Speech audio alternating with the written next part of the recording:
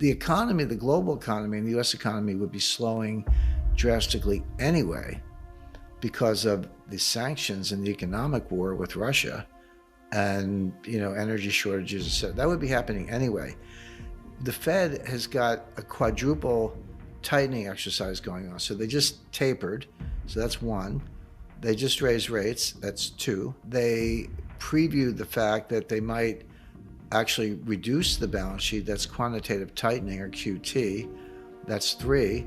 And then in the last dot plot, even though the dots are kind of a joke, said that they would have more rate hikes sooner than people expected. So that's a quadruple tightening. Taper's over, QE's about to begin, rates are going up, and they may be going up for a long time. That's a recipe for a recession.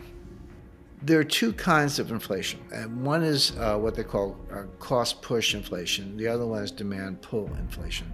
Those are, economic jargon. But demand pull is when it's driven by the consumers, the everyday American or everyday person around the world. They see some inflation. They go ask the boss for a raise. They go, hey, I need more money to keep up. They accelerate purchases, like, oh, gee, if that refrigerator is going to be more expensive 3 months from now, maybe I better buy it today before the price goes up. It kind of feeds on itself, but it's very much driven by consumer behavior of labor and working people trying to keep ahead of something that they're living through. So that's demand pull. The other kind of inflation is called cost push. That comes from the supply side.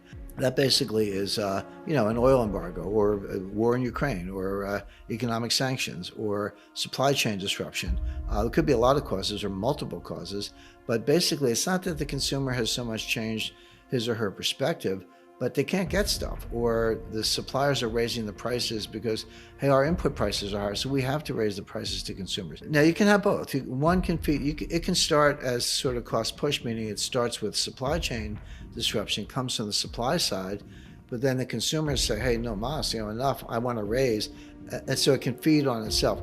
The reason I make that distinction is because the Fed can possibly do something about the demand side. The Fed can, squash it by raising interest rates and raising mortgage rates and deflating asset values, et cetera. The Fed can't do anything about oil. The Fed can't do anything about the supply side. Maybe people think they can, but they can't. That was how it started in the 1970s. It started with the Arab oil embargo, which went through two separate phases, one with the Arab-Israeli war and then later with Iran. We had two separate, periods of spiking gas prices and gas lines in 1974, again in 1979. But that started from a supply side that the Fed couldn't do anything about, although the Fed probably was too easy at the start of it. So right now, this inflation has come from the supply side.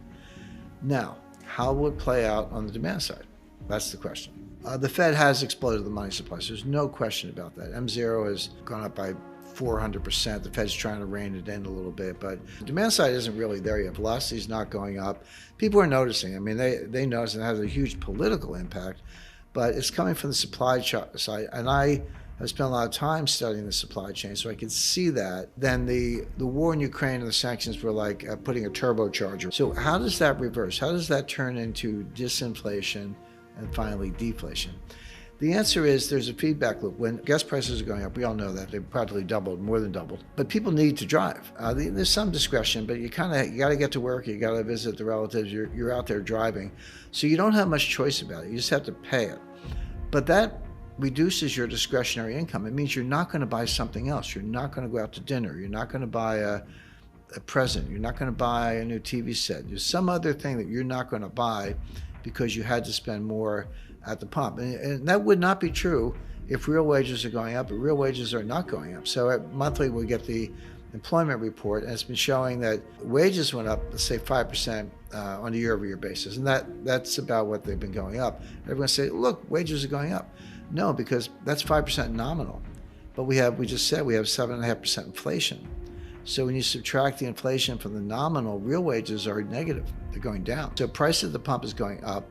Real wages are going down. People are miserable about that.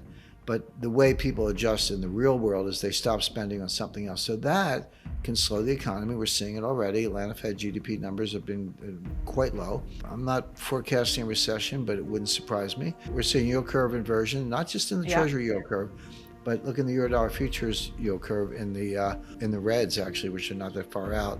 That should never be inverted. That's like one of the clearest signs of a recession you can find. Do you think that the Fed will be able to orchestrate this soft landing without triggering the recession? No, and they failed before. We've seen this movie. Remember, they tried to do this starting in 2013. That's when Bernanke announced the taper and everything fell apart, so they delayed it, but they started the taper in, I think, November 2013. They finished the taper in November 2014. Janet Yellen waited until December 2015 to raise rates just 25 basis points and waited another year to December 2016 to raise them again. Then it was handed off to Powell. And then he began a steady state of rate increases, basically 25 basis points at every meeting. He got rates up to 2.25%, and he got the balance sheet down from about $4.5 trillion to like $3.6 trillion over the course of 2017, 2018. What happened next? October 1st to December 24th, 2018, the stock market crashed 20%. What did Jay Powell do? He stopped rate hikes. They started a new taper, new QE6 or whatever at that point, and he cut rates. And then we went right into the pandemic, and rates are back to zero, and the balance sheet tripled. So he failed, and the stock market crashed in the process.